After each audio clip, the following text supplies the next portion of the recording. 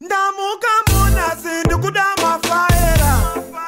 Asina kukanikwa nezvipanera. Ndoda nyaya dzechokwadisa kanita. Kuri watsoka, ndikuita nezvipageti. Dzosasha. Kana kusvika kwamachipisoka, hatamiswa, hanziburkai, mukuenda kupi. Hanzokerai kumba kwenyu. Sana ndadzoka kuno. Sawazoka kuno kumba kwenyere kuno. Handi ndokwandiri kugara nguva yese here wewe. Ndopana ndiri kasaka kumba kwenyere kuno. Handi ndokwana ndiri kugara nguva yese here. Handzokera kumba sana ndodzoka ndikuro. Sefiri zvauri kuita izvi. Iwe ndafamba chimwe mvura timbotositwakagara pasi. Mixa nevanhu uchiuya hauna face masks, hauna magloves, hauna sanitizer. Tamumba ndivhurwa apa. Pana pari complain kuti ndikuwa isaiti risk ndiyo pomana vanhu vakawanda wanda rongo. Vanhu vakawanda vapindire ndega ndanga ndiri mukati ndabuda nhasi chete. Handikangana awanda buda bara unozodzokuti hanzi risk ini nda risk manje. Ndatoshapena napana mbogara ka meeting yevanhu pana. Meeting nguva ino ndabuda vamanje. Tagara paroja yese pana landlord anodaidza vakati tikatogara pana pakanzi iwo ndorukisa vanhu yese risk. Covid iri dangerous chichi. Saka dzira usandivhurira gate apa. Handisi kudaro ini ndinozvanonchida but saura ndite sei. Kongodi kuenda udi ngoti kwaudza kuti unokuenda kumba kwenyu. Kaunzeta usandivhurira gate. Ndoita sei? Saura ndite sei.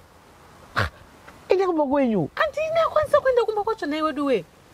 Ndatitsa kwenda kumba kwacho ndadzoka kuno. Sha. Ungotadza kungatsanangudzira here zvinhu zvako chaizvo. Ndaboyedza ndikati ndine appointment kwadokta zvikanzi emergency here. Ndachandopinda sei zvikanzokera kumba kwako. Iyo vamwe vaisa kuenda mashops vamwe vaisa kusvika kutauni uye utadza kungoenda mutengo kilometer radius. Iwo hausina kuenda kumba kwenyu here.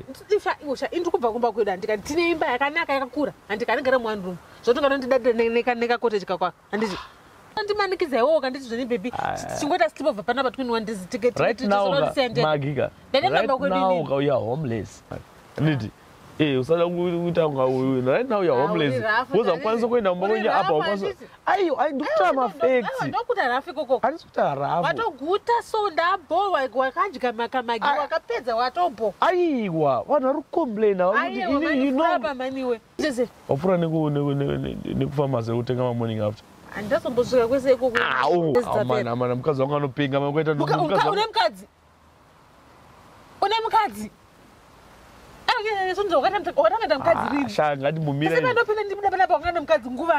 wangu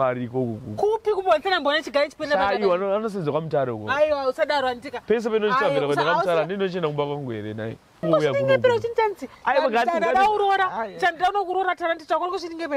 ngatimboita nyaya yecovid tozotaura izvozvo after thataiwa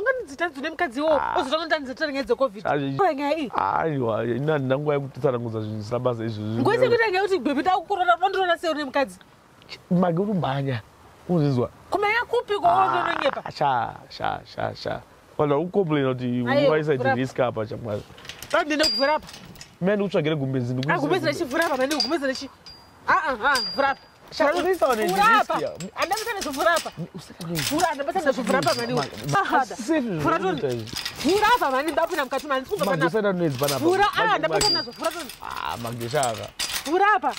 Vurapa maniwe nayo ndandikare kupi nini? Tikuwirirana mama. Vurapa. Chimomira kana.